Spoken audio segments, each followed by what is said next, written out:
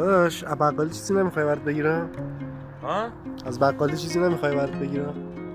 چیزش نمیفهم چی میگی. از بقالی چیزی نمیخوای برات بگیرم؟ بقالی هاش کشکام بگی واسم. باش.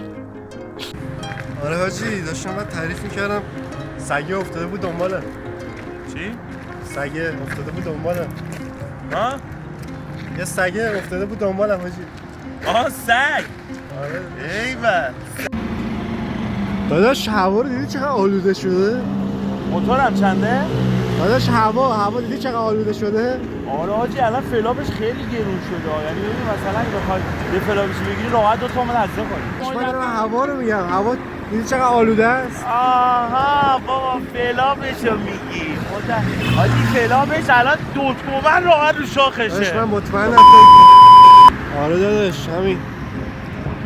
این پسر